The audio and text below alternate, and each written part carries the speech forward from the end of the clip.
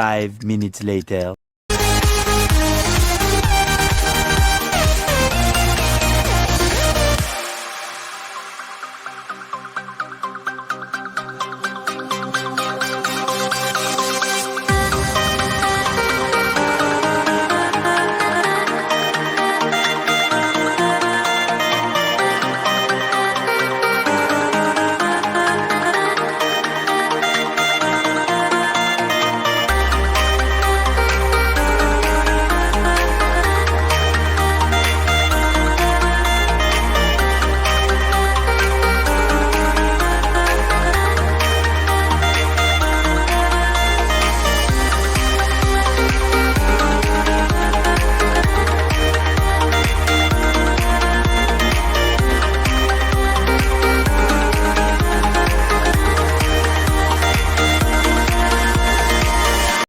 नए हो तो सब्सक्राइब करो, वो जो लाल वाला बटन है उसके साथ सूर्य नमस्कार करो या फिर अनुलोम विलोम, मुझे नहीं पता, बस क्लिक हो जाना चाहिए।